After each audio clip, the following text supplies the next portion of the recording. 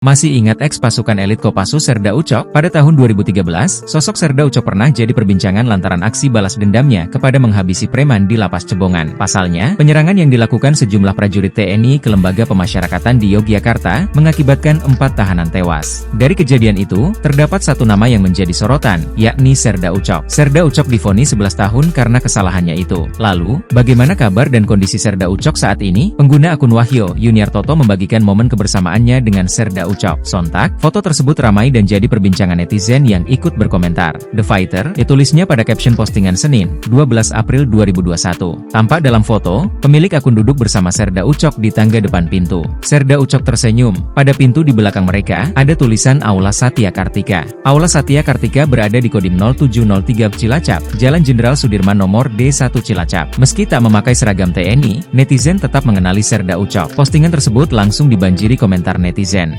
Banyak yang mengaku rindu dengan sosok Serda Ucok. Dalam video lainnya, tampak Serda Ucok tersenyum saat bercengkrama dengan rekannya. Dia mengenakan celana pendek dan baju kaos putih kombinasi hitam. Penampilan Serda Ucok kini tampak lebih terlihat lebih fresh. Tak diketahui apa yang mereka bicarakan.